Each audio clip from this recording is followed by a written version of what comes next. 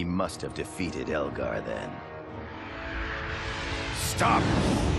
Do not come any closer.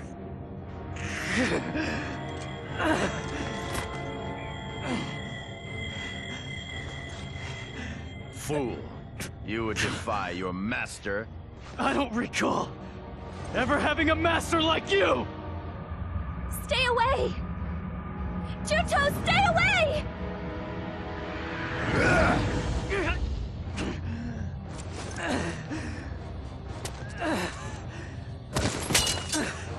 Juto!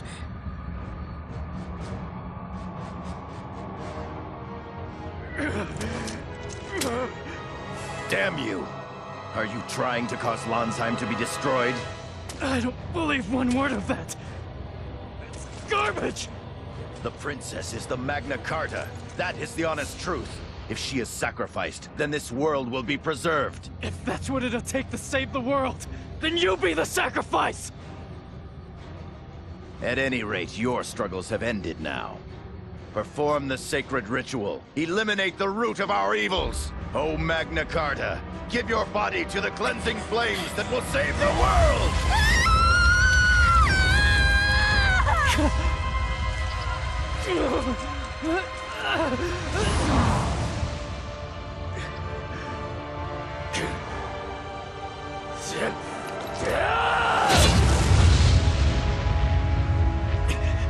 I don't believe this.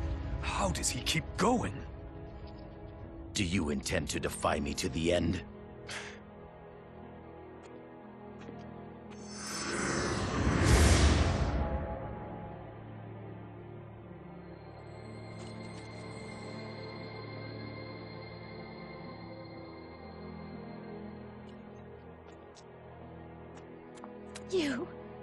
You tried to kill me!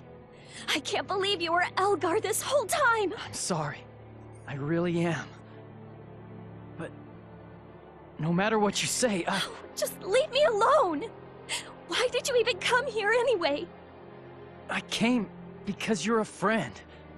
No, wait. You mean much more to me than that. You mustn't save me, Juto. Everything that he said is true. I'm the one. I'm the Magna Carta. I have a command inside of me. A command capable of saving the world. Let's go. But Juto... I can't accept that this is the way things end. Let's find another way. I'm getting you out of here.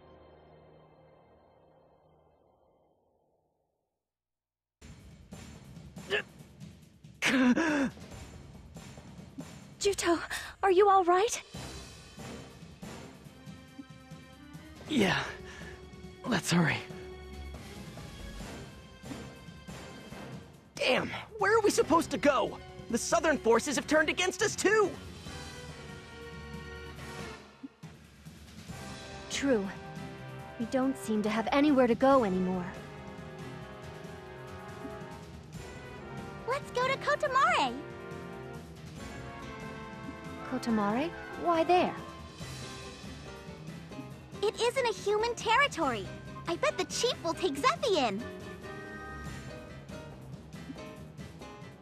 That would seem to be the only option left to us. Humans have all been turned against us. Everyone, you're fugitives because of me. If I stay here, you won't... What are you talking about, Princess? You're not giving us the cold shoulder. Wherever you go, we will follow, Princess Rusafilda. Everyone... You're right. Let's go to Cota Mare.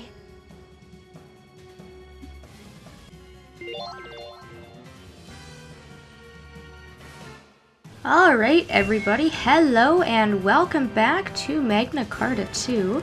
After all of that, we finally get Zephie back into our party. I was really getting used to not having her around, but fortunately, once you get her back, you can see that she is actually leveled up to the level that we are at. And because she has leveled, she also comes with a whole bunch of skill points, which I would definitely recommend allocating. so that her abilities will be all up to date. And everything that you had left Zephie with before she left will be on her person, so she'll have all of her weapons and accessories and commons that she had before she left the party. So it's completely up to you whether you want to work her into your formation or if you want to just leave her in the other party. And it would be definitely a good time to go ahead and fix all of the commons and her weapons and whatnot if that's something that you want to do. Another important thing to note, besides having Zephie back in your party, is that Juto will now have a permanent burn status that you're not able to get rid of. You'll not be able to get rid of it using items or wizardry, or by saving at the pillar like you would normally do. So it doesn't take away a lot of his HP at one time, but it does it at such a constant rate that it really does get in the way, and it's a huge nuisance.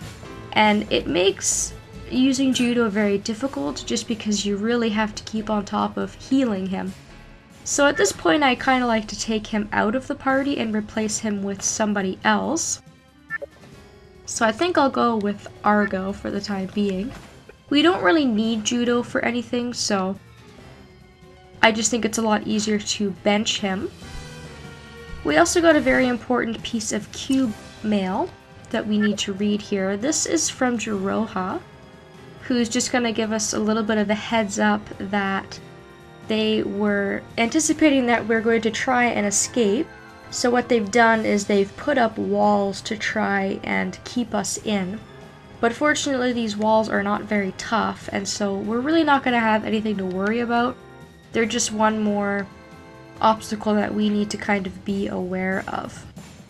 So now that you have access to a pillar, it's recommended to save.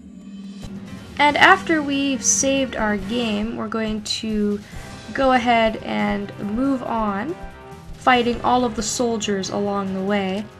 And what we're going to want to do is head back towards the Southern Army outpost, and from there we should be able to leave to go towards Cota Mare. I'm also having a really weird problem right now with my party, in that I'm not able to switch to my third party member, which is insanely bizarre. I have no idea why. I've never had it happen before. If I switch over to the party member, I just get this big black screen and there's really nothing I can do about it.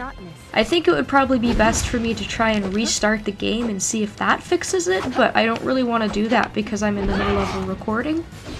So this is kind of be interesting. I'm going to be working with a little bit of a handicap here, only having 2 party members. But I think because I've fixed up all of my commons and my weapons and whatnot, I think I'll probably do okay. It's just that it's going to take a little bit longer. And this isn't a glitchy game. Like, I have never seen anything like that. It is just the most bizarre thing. I really don't know what caused it, and I'm hoping it's not going to be a permanent thing. You know, if I quit the game and load it again, I'm really hoping it'll go away, because if it doesn't, I really don't know what I'm going to do. That'll definitely make for a very interesting game if that's the case. Either way, what can I tell you about these soldiers that you don't already know? A couple of things to watch out for are the vertigo status effect that we have on us right now, and the stun status effect, and the paralysis status effect. Other than that, though, I really don't think there's much to concern yourself with. It's all the same types of soldiers that we've been seeing. And again, they're in large groups, so you may want to be careful as you fight them, because if you're fighting one group, another group might decide to kind of jump in and join the fray, and that can make for a pretty deadly combination, especially if they kind of overwhelm you. So that's definitely not something that you want. Once you get past that first group of enemies, you'll want to go to the left side of the staircase and come behind the wall here for a well-hidden treasure chest, which has an attack level 5 comment in it. So now we're starting to get into the higher level commons. If you want to use that on one of your characters, that will definitely help a lot. You'll get a really good attack boost with that. I'm gonna try my best to do chaining with Argo and Rue here. Now luckily for me, Rue's abilities, the one that she has equipped right now, uses up a fair bit of con, but it doesn't actually use up a lot of her stamina, so I may be able to get away with using some of her powerful attacks without actually having to chain, which will be nice. And because Rue has such high stamina recovery, she's so fast, this might actually work out okay. And then I'll just get Argo to kind of sit there and hit everything to kind of finish these guys off. I don't know if I'll make a full recording today or if I'm gonna kind of stop a little bit earlier and see if I can't fix this problem, because Celestine's also taking damage, as you can see, which again is really bizarre because she's not anywhere. It's like she's floating in space and I don't even know, you know, where she is, but she's taking damage. It's as if she's on the battlefield. She'll gain experience as well, or any other party member I have placed in that slot. It's just that I can't use them at all. Luck is part of the strategy. Maybe my disc is getting old or my Xbox is misbehaving, because I've played this game a lot and I've never run into anything like that. If anyone else has run into that problem, let me know and let me know what you did to fix it. Also, Argo's stuck. I hate that when characters get stuck and you think that they're helping and they're not, and then you wonder why they're not helping. This fight just got serious.